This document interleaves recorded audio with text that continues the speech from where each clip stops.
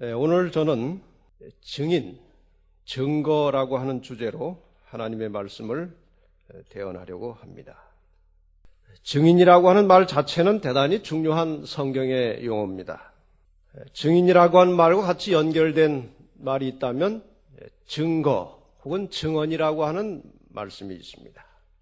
하나님의 존재가 어떻게 인간들에게 알려지게 되었고 어떻게 사람들이 하나님을 인식하고 하나님이 어떤 분인지를 깨닫게 되었는지 우리는 어떻게 한 번도 보지도 못하고 그분의 음성을 직접 듣지도 못했는데 그처럼 하나님을 철저하게 믿고 의지하게 되었습니까?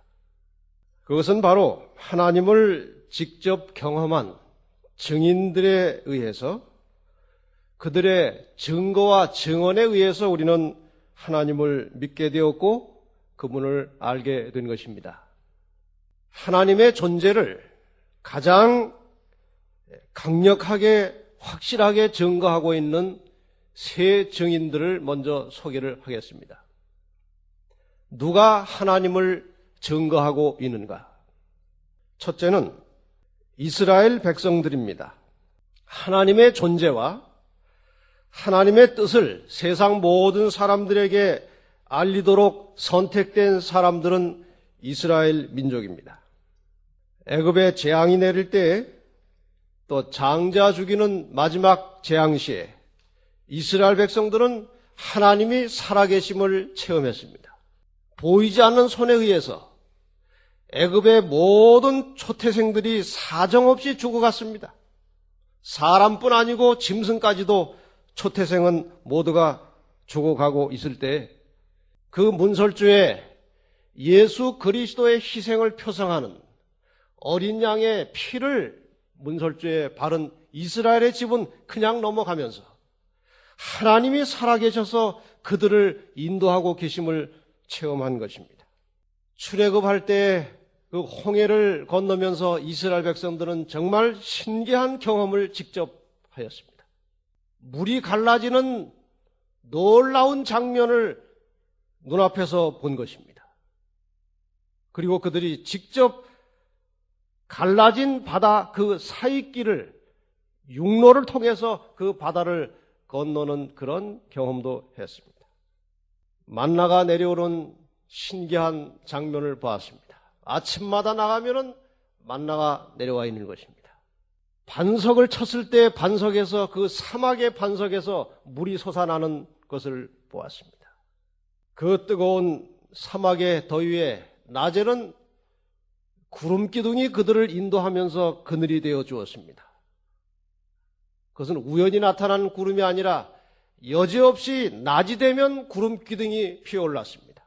그리고 그들을 뜨거운 햇볕 아래에서 보호해 주었습니다.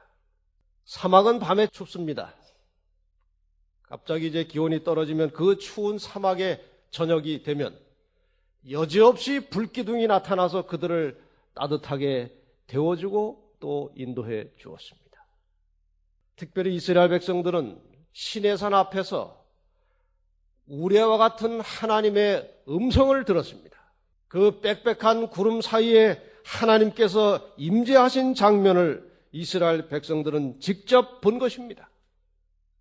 시편 97편 4절로 6절의 말씀을 보겠습니다. 그의 번개가 세계를 비추니 땅이 보고 떨었도다. 산들이 여호와 앞 곧 온 땅의 주 앞에서 밀같이 녹았도다. 하늘이 그 의를 선포하니 모든 백성이 그 영광을 보았도다. 여기서 하늘이 그 의를 선포할 때 모든 백성이 그 영광을 보았다고 하는 것은 하나님께서 시내산에서 십계명을 선포하실 때 모든 이스라엘 백성들이 그 장면을 보았고 그 소리를 들었다는 것입니다. 정말 이스라엘 백성들은 이 땅의 무지한 모든 세상의 백성들을 향해서 하나님의 존재를 알리고 인간을 향한 하나님의 뜻이 무엇인지를 가르치기 위해서 이 땅에 선택받은 백성들이었습니다. 이사야 43장 8절로 12절의 말씀을 다시 찾겠습니다. 눈이 있어도 소경이요 귀가 있어도 기목어린 백성을 이끌어내라. 열방은 모였으며 민족들이 회집하였은들 그들 중에 누가 능히 이 일을 고하며 이전 일을 우리에게 보이겠느냐. 하나님을 경험하지 못한 사람들이 아무리 모여서 많은 무리가 되어 있어도 그들이 하나님을 알 리가 없습니다. 눈이 있어도 소경이고 귀가 있어도 기모어립니다. 누가 그들에게 하나님을 알릴 것인가? 여기 계속해서 말씀하십니다.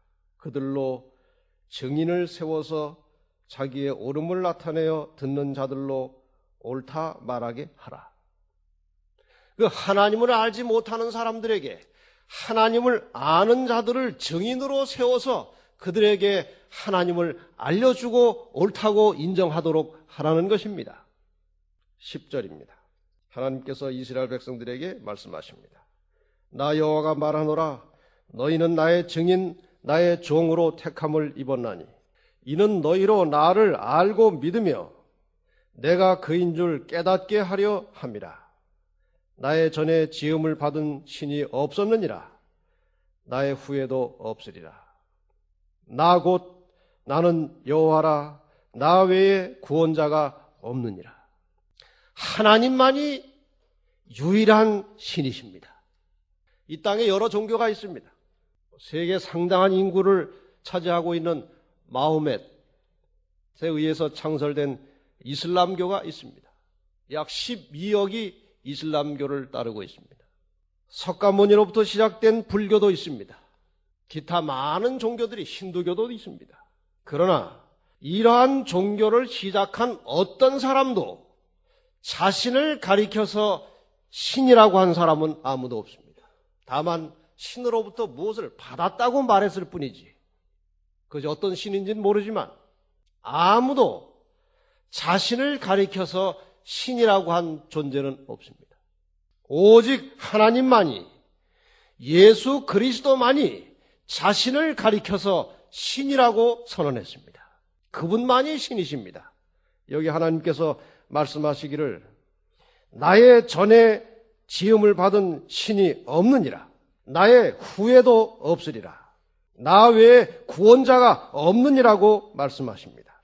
내가 고하였으며 구원하였으며 보였고 너희 중에 다른 신이 없었나니 그러므로 너희는 나의 증인이요 나는 하나님이니라. 너희가 나의 증인이다. 나는 하나님이다. 이렇게 하나님을 직접 체험하였지만 이스라엘 백성들은 하나님을 온전히 드러내는 일에는 실패했습니다. 그들의 교만과 편견은 예수 그리스도를 메시아로 구원자로 인정하고 받아들이는 일에 실패한 것입니다. 그렇지만 그들은 여전히 하나님의 존재를 가장 확고하게 믿으면서 살아가는 사람들입니다. 왜냐하면 그들의 조상들이 하나님을 보았고 체험했기 때문에 그러는 것입니다. 그 다음에 하나님을 증거하는 하나님의 존재와 하나님의 생각과 하나님의 뜻을 증거하는 두 번째 증인은 이것입니다. 사도행전 7장 44절 말씀을 보겠습니다. 광야에서 우리 조상들에게 증거의 장막이 있었으니 이것은 모세에게 말씀하신 이가 명하사 저로 본 그 식대로 만들게 하신 것이라. 장막, 성소라고 하기도 하고 성막이라고도 합니다. 저것은 하나님께서 모세에게 직접 모든 치수를 가르쳐 주시고 만드는 방법, 사용할 재료까지 다 지시하셔서 하나님께서 설계하셔서 사람이 지어놓은 것입니다. 그런데 지금 우리가 저걸 가지고 뭐 상세하게 공부할 시간은 아닙니다만은 저 이름이 문제입니다. 저 이름을 좀 다른 각도에서 설명하고 싶은 것입니다. 저것을 이스라엘 백성들은 회막 혹은 성막, 성소 이렇게 불렀습니다만 지금 사도행전 7장 44절에는 저 성막을 가리켜서 증거의 장막이라고 했습니다. 왜 저 성막을 증거의 장막이라고 했느냐 하는 것입니다. 저 성막에 구조와 원리는 하나님의 존재를 우리에게 설명하고 있고, 인간이 어떻게 죄를 해결하고 어떻게 살다가 하나님과 더불어 영원히 살게 될 수 있는지 그 원리를 설명하고 있는 것입니다. 그러므로 저 성막의 원리를 제대로 이해하지 못한 상태에서는 하나님이 어떤 분이시고 우리의 구원의 역사가 어떻게 일어나는지 정확하게 이해할 수가 없습니다. 그래서 저 성막을 가리켜서 하나님이 어떤 분이신지를 증거해주고 하나님의 존재를 확실히 일깨워주는 것이기 때문에 저 성소를 증거의 장막이라고 한 것입니다. 바로 저것이 하나님께서 이 땅에 임재하셨고 또 하늘에 존재하고 계심을 우리에게 증거하고 있습니다. 세 번째, 하나님을 증거하는 가장 확실한 증인은 예수 그리스도이십니다. 저 성막 자체는 하나의 상징물입니다. 저 성막의 모든 제도와 모든 기구와 이루어지는 제사의 원리는 예수 그리스도를 상징하고 있는 것입니다. 상징적으로 존재하던 성막에, 성소에, 증거장막에 실체가 나타나셨는데 그분이 바로 예수 그리스도이십니다. 여러분이 이 이야기를 성경에서 읽고 아마 기억하시는 분이 계시겠습니다만, 요한복음 2장에 예수님께서 이 서기관과 바리새인들과 쟁론하시면서 너희가 이 성전을 헐라, 내가 3일 만에 일으키겠다고 하셨습니다. 그랬더니 그 이야기를 들은 유대 지도자들이 아니 이것이 46년 동안 걸려 지은 집인데 혼자서 무슨 수로 3일 만에 짓겠다는 것인가 하고 의아하게 생각했습니다. 그런데 예수님께서는 성전된 자기 몸을 가리켜서 하신 말씀이라고 했습니다. 성전을 헐라는 것은 너희가 나를 죽일 것이다 그 말입니다. 3일 만에 일으키겠다는 것은 너희가 나를 죽일 것이지만 내가 3일 후에 부활하겠다는 것입니다. 다시 말하면 그 성전, 그들이 지금 아주 장엄한 모습으로 바라보고 있는 성전이 그 성전의 실체가 무너질 것을 말하고 있습니다. 하나님을 증거하는 성막, 그 성소의 실체 되시는 예수 그리스도께서 이 땅에 오셔서 하나님이 어떤 분이신지를 가르쳐 주시고 보여주셨습니다. 우리는 예수님을 가리켜서 흔히 자주 하나님의 아들, 독생자 이렇게 표현합니다. 그러나 이 하나님의 아들이라고 하는 용어나 독생자라고 하는 말은 어떤 생리적, 혈통적 의미가 아닙니다. 하나님이 예수를 낳으신 것이 아닙니다. 이 아버지와 아들이라고 하는 말은 또 높고 낮음을 가리키는 말도 아닙니다. 그 아버지와 아들의 관계로 성경이 예수님과 하나님의 관계를 설명하고 있는 것은 하나님과 예수 그리스도가 하나이심을 가리켜주는 용어입니다. 증거되는 성경절을 하나 찾겠습니다. 이제 이스라엘 백성들이, 유대 지도자들이 계속해서 예수님을 자꾸 고발하고 고소하고 이제 모략을 합니다. 요한복음 5장 18절에 예수님에 대하여 그 유대 지도자들이 가진 생각이 이것입니다. 하나님을 자기의 친아버지라 하여 자기를 하나님과 동등으로 삼으심이로라. 친아버지라고 함으로 예수님이 하나님과 자기를 동등한 위치에 놓는다고 하셨습니다. 그러므로 아버지와 아들이라고 하는 하나님과 예수 그리스도의 관계는 생리적 관계도 아니고 혈통적 관계도 아니고 계급의 관계도 아닙니다. 예수 그리스도가 곧 하나님이십니다. 하나님이 예수 그리스도이십니다. 그래서 예수님도 하나님인 것을 증거하였고 하나님이 어떤 분이신 것을 예수님이 아주 정확하게 인간들에게 계시하시고 나타내 보여주셨습니다. 예수님께서 바다의 광풍을 잔잔케 하시면서 하나님은 천연계를 지배하시고 다스리는 분이심을 증거하셨습니다. 예수님은 가난한 자와 병든 자와 소외된 자들에게 가까이 가셔서 그들의 필요를 채워주심으로 하나님은 모든 인생들을 불쌍히 여기시고 그들을 돌보고 계시는 분이심을 우리에게 증거해 주셨습니다. 예수님께서는 죽은 나사로를 살리심으로 하나님은 생명의 창조자여 우리에게 영원한 생명을 주실 수 있는 분이신 것을 증거하셨습니다. 마침내 아무 죄도 없으신 예수님께서 십자가에 달려 돌아가심으로 하나님은 얼마나 우리를 사랑하시고 우리의 구원을 위해서 어떠한 희생이라도 치를 수 있는 분임을 증거하셨습니다.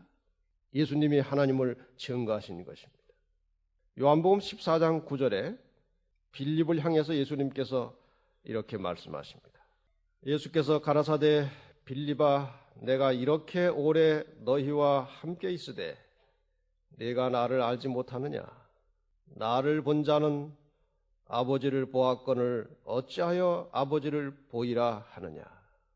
예수 그리스도를 본 자는 누구를 보았다고요? 하나님을 본 것이다.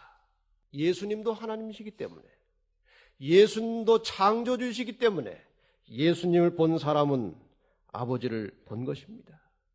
그래서 이스라엘 백성들과 성막 그리고 예수 그리스도 이 세 매체에 의해서 하나님은 분명히 살아계시고 인간 나라를 통치하고 계시는 분이신 것을 확실하게 증거해 주셨습니다. 여러분 믿으십니까? 네. 그래서 우리는 하나님의 존재와 그분의 뜻을 깨닫고 배우고 믿게 되었습니다. 예수님께서 하늘로 가신 후에 다시 예수를 증거하기 시작했습니다. 예수를 증거한 증인들이 또 셋이 있습니다. 사도행전 1장 8절을 보겠습니다. 너무나 유명한 말씀이고 우리가 잘 아는 말씀이죠. 오직 성령이 너희에게 임하시면 너희가 권능을 받고 예루살렘과 온 유대와 사마리아 땅끝까지 이르러 내 증인이 되리라 하시니라. 이건 예수님께서 제자들을 중심으로 하신 말씀입니다. 성령이 임하시면 너희가 권능을 받고 온 세상 모든 사람들에게 내 증인이 되리라. 예수에 대한 가장 첫 번째 증인은 그 제자들이었습니다. 사도행전 10장 39절에 직접 제자들이 이러한 말을 했습니다. 우리는 유대인의 땅과 예루살렘에서 그의 행하신 모든 일의 증인이라. 비록 더디기는 했지만 제자들은 3년 반 동안 예수님을 따라다니면서 예수님의 능력과 예수님의 품성을 배웠습니다. 체험을 했습니다. 그리고 서서히 하늘의 이치와 원리를 깨닫기 시작했습니다. 예수님께서 돌아가시고 부활하신 이후에 그들이 구원의 원리를 깨닫고 진정으로 참된 제자가 되었을 때 그들은 죽음을 초월하여 예수 그리스도를 증거하는 일에 전심전력을 다했습니다. 제자들은 가장 확실한 예수 그리스도의 증인들이었습니다. 베드로후서 1장 16절 베드로가 이렇게 말했습니다. 우리 주 예수 그리스도의 능력과 강림하심을 너희에게 알게 한 것이 공교히 만든 이야기를 좇은 것이 아니요 우리는 그의 크신 위엄을 친히 본 자라. 제자들은 남의 말을 듣고 그리스도를 증거한 사람들이 아니고 예수를 친히 보아서 증거한 증인들이었습니다. 그래서 우리는 제자들이 기록한 말씀을 그대로 믿을 수 있게 되었습니다. 예수를 증거하고 있는 두 번째 증인은 무엇일까요? 한번 생각해 보시기 바랍니다.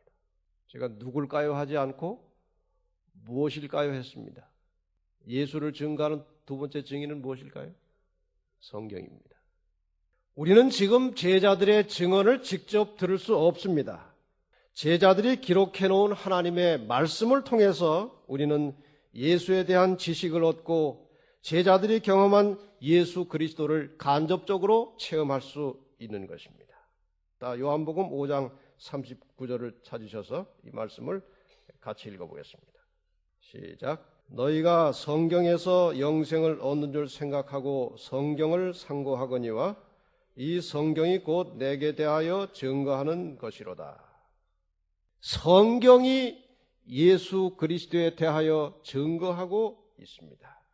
구약은 예수님의 초림을, 신약은 예수님의 재림을 가르쳐 주고 있습니다. 성경은 이 세상 모든 역사를 한눈으로 볼 수 있도록 우리에게 조명해 주고 있습니다.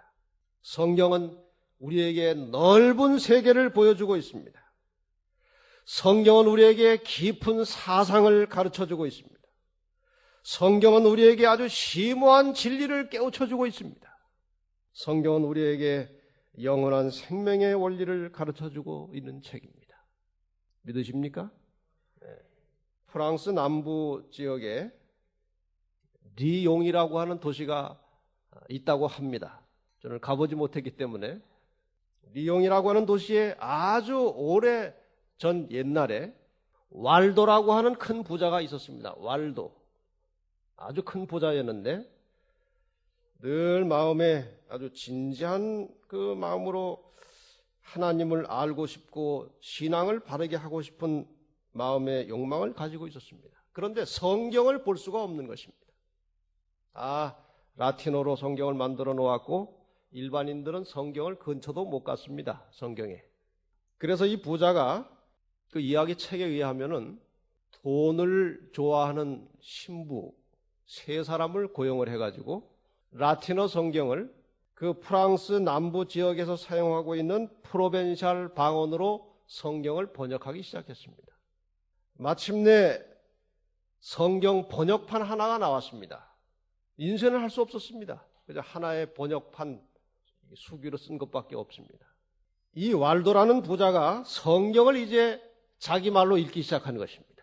아주 깊은 감동을 받으면서 읽다가 마태복음 19장에 나오는 부자 청년 이야기에 와서 딱 마음이 와서 뭔가 닿았습니다. 성경을 오늘 읽다 보면은 자기하고 관계된 부분이 나오면은 얼른 눈에 들어옵니다. 부자니까 부자 청년 이야기가 아주 솔깃하게 들어왔어요. 가만히 읽어보니까 이 부자가 어리석었습니다. 예수님께서 내 소유를 다 팔아서 다른 사람들에게 나눠주고 나를 좇으라고 하니까 슬피 생각하면서 근심하면서 집으로 그냥 돌아가서 오지 않았습니다. 이 왈도라는 부자는 그 어리석음을 따르지 않고 자기의 가진 모든 것들을 가지고 성경을 다른 사람들에게 전하기를 원했습니다. 그래서 가난한 사람들을 많이 모았습니다. 그리고 장사하는 방법을 가르쳐줬습니다. 집집을 찾아다니면서 장사하는 방법을 가르쳐주고 장사 미천을 다 대줬습니다. 아주 철저하게 교육을 시키고 장사 미천을 다 주었습니다. 그리고 한 가지 숙제를 더했습니다. 그 당시는 함부로 성경을 들고 다니면서 혹은 성경 기절을 가지고 누구한테 가르치다가 발각이 되면은 종교 재판을 받아서 잘못하면 사형을 당하는 아주 위험한 시대였습니다. 이 왈도로부터 교육을 받은 사람들이 받은 숙제 한 가지는 장사를 하러 다니다가 대화를 좀 해보고 성경에 대해서 갈급한 마음이 있으면 성경을 벗겨가지고 몇 구절을 만들어서 그에게 주라는 것입니다. 그래서 이 왈도로부터 교육을 받은 그 상인들이 몰래 장사를 하면서 여기저기 다니면서 조각조각 성경을 벗겨서 나누어주는 일을 시작한 것입니다. 그 당시 많은 사람들이 하나님의 말씀에 갈급하고 있었습니다. 아주 부분적인 말씀이지만 그 말씀을 볼 때 많은 사람들이 진리의 감동을 받고 이 진리에 자기를 바치기로 헌신하는 사람들이 이곳저곳에서 일어나기 시작했습니다. 한동안 세월이 지났을 때 이 왈도의 상인에 의해서 성경을 배우고 진리편에 선 사람들이 100만 명을 헤아리게 되었습니다. 우리는 그 사람들을 가리켜서 왈덴스 사람이라고 하는 것입니다. 왈덴스인은 그래서 만들어진 것입니다. 이제 이것이 서서히 가시적으로 드러나기 시작했을 때 로마 교회에서는 십자군을 동원해서 왈덴스인을 토벌하기 시작했습니다. 왈덴스인이라고 단서가 잡히면 그냥 죽이는 것입니다. 진리를 드러내지 못하게 하는 것입니다. 많은 왈덴스인들이 알프스 산속 굴 속에 들어가서 살았습니다. 잘못하면 죽기 때문에 그 속에서 열심히 말씀을 연구하고 진리를 전파하기 시작했습니다. 이 사람들이 어느 정도 말씀에 충성을 다했는가? 한 번은 어느 그 알프스 산속 어느 굴에 300명의 왈덴스인들이 집단으로 거주한다는 정보가 입수되었습니다.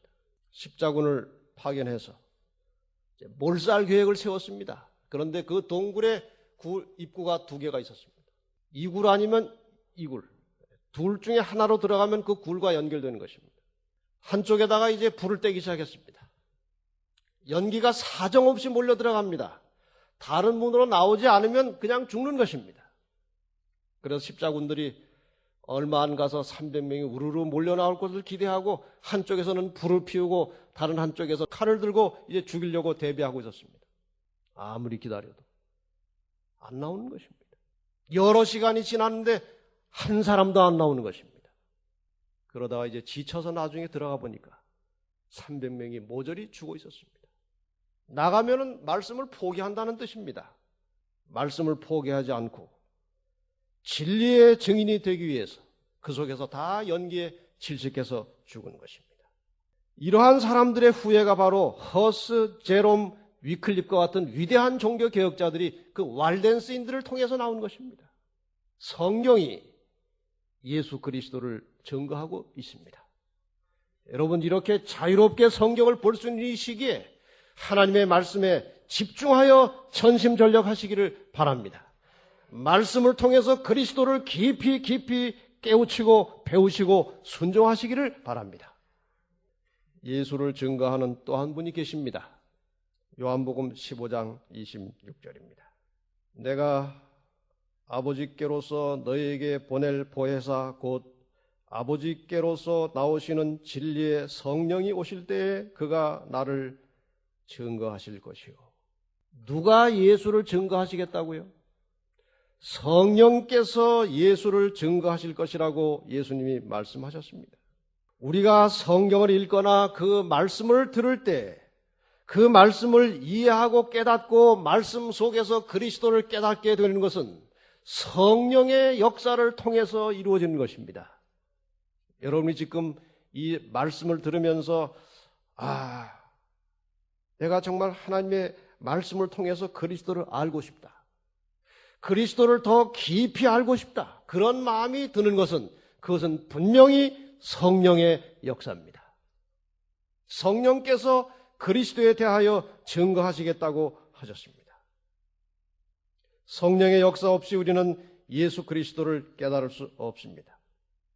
그래서 우리가 마음에 어떤 새로운 결심을 가지고 주님 뜻대로 살고자 침례를 받을 때 물과 성령으로 거듭났다고 말하는 것입니다. 성령의 역사를 통해서만이 우리는 그리스도를 바르게 깨달을 수 있는 것입니다. 이렇게 또다시 새 증인으로부터, 새 증인이 무엇이었습니까? 제자들, 성경, 성령을 통해서 우리 모두는 예수를 배우게 되는 것입니다. 여러분 감사하십니까? 우리가 하나님을 인식하고 예수를 믿고 산다는 것은 얼마나 큰 축복인지 모릅니다. 이렇게 매주 한 번씩 나와서 말씀을 듣고 하나님을 깨닫고 예수를 배우는 이 놀라운 축복에 대하여 하나님께 날마다 감사하고 사시기를 바랍니다. 우리는 다 이제 우리 자신이 예수 그리스도의 증인이 된 것입니다. 또 세 가지를 통해서 우리는 예수 그리스도를 증거해야 합니다. 하나는 우리의 생각을 통해서 그리스도를 증거해야 합니다. 우리의 생각, 종종 나쁜 생각, 죄된 생각들이 머리를 스쳐 지나가는 길을 막을 수는 없습니다. 죄인이기 때문에 시시로 나쁜 생각, 죄된 생각들이 오락가락합니다. 그것을 막을 수는 없습니다만 그러한 생각들을 머리에 보관하고 사는 것은 그리스도를 포기했다는 증거입니다. 여러분 좋지 않은 생각, 죄된 생각들을 지나가는 것은 어떻게 할 수 없지만 절대로 그것을 머릿속에 보관하고 살지 마시기를 바랍니다. 우리는 생각으로라도 그리스도의 증인의 역할을 잘 감당해야 하는 것입니다. 내가 혼자 있을 때라도 내가 그리스도의 증인임을 잊지 마시기를 바랍니다. 권영철 씨를 통해서 그분의 개인 생활 이야기를 들을 때 저는 상당히 감동받은 부분 중에 하나가 그것입니다. 외국에 가서 이렇게 격투기 해서 다시 챔피언을 방어하고 큰 영광을 얻으면 그날 밤 호텔에 자는데 여자들이 자꾸 찾아온다는 거예요. 유혹이 언제나 있다는 것입니다. 그럴 때 그가 그 여자들의 유혹을 물리친 것은 여기 지금 내가 혼자 있는 것이 아니고 하나님이 나를 보고 계시다는 생각 때문에 그 유혹을 이길 수 있었고 지금까지 자기의 그 명예를 잘 지키고 있다고 그렇게 고백했습니다. 여러분, 혼자 있을 때라도 내가 그리스도의 증인임을 잊어버리지 마시기를 바랍니다. 생각으로 그리스도의 증인이 된다는 것은 항상 마음속에 하나님의 말씀을 채워가지고 사는 것을 말합니다. 우리의 모든 생각과 판단의 근원을 하나님의 말씀에 두는 것입니다. 주변에서 만나는 모든 사람들에게 예수 그리스도를 증거하고자 하는 마음가짐을 가지고 살아가시길 바랍니다. 우리는 너무나 연약한 죄인들입니다. 엉뚱한 일에는 증거를 잘합니다. 남 흉보는 자리에 딱 있어서 A라는 사람이 B를 흉보면 C라는 사람이 나도 뭐 이렇게 해서 증거를 합니다. 증언을 하고 그 사람은 어떻더라고. 그런 증거와 증언은 잘하는데 예수를 증거하는 일에는 덩어리입니다. 늘 우리의 마음속에 그리스도를 증거하고자 하는 마음을 가지고 사시기를 바랍니다. 또 하나의 증거해야 할 부분은 우리가 잘 아는 대로 말입니다. 증언을 해야 하는 것입니다. 마음속으로만 그리스도를 인정하는 것이 아니라 말로 그리스도를 증언해야 합니다. 디모데후서 4장 2절입니다. 너는 말씀을 전파하라. 때를 얻든지 못 얻든지 항상 힘쓰라. 이 말씀을 전파하라는 말은 말씀이신 예수 그리스도를 전하라는 것입니다. 여러분, 우리가 얼마나 자주 얼마나 많은 사람들에게 예수 그리스도에 대하여 증언을 하고 살아가는지 생각해 보십시다. 우리가 얼마나 열렬한 심령으로 가족들을 위해서, 이웃들을 위해서 기도하면서 그들에게 예수 그리스도에 대하여 증거하고 살고 있습니까? 오늘날 이 세계는 정말 무서운 세상이 되었습니다. 신은 죽었다고 말합니다. 요즘 서점가를 휩쓰는 또 하나의 책이 있는데 예수는 없다라는 책입니다. 신은 죽었다. 예수는 없다. 또 혹해가지고 책방에 가서 예수는 없다 책 사려고 지금 생각하시는 분들 계시면 그 볼 필요 없는 책입니다. 그 예수 믿던 사람이 쓴 책이에요. 이 무신론의 세계에서 순환당하고 있는 예수를 위하여 그분이 그렇지 않은 분이라고 증언하실 분 계십니까? 우리는 증언을 해야 합니다. 예수님은 지금 사기꾼으로 몰리고 있는 것입니다. 왜 그렇습니까? 예수님이 정말 제자들의 증언처럼 보리떡 5개와 물고기 2마리로 5,000명을 먹이셨다면 반드시 우리는 그런 분을 믿어야 하는 것입니다. 그렇지 않습니까? 예수님께서 죽은 나사로를 살리셨다면 우리는 그 생명의 원천이신 예수 그리스도를 믿어야 하는 것입니다. 그런데 이것을 안 믿고 있다는 것은 그것이 사기라는 것입니다. 마술이라는 것입니다. 말로 그렇게 하지 않지만 예수를 안 믿는 것 자체가 그것을 간접적으로 표현하는 것입니다. 사실이라면 우리는 그분을 믿어야 하지 않겠습니까? 그런데 예수님께서 지금 온 세상 사람들로부터 사기꾼 대접을 받고 있는 것입니다. 여러분, 예수 그리스도가 그런 분이 아니신 것을 열심히 다니면서 증거하시기를 바랍니다. 우리는 주님의 증인이 되어야 하는 것입니다.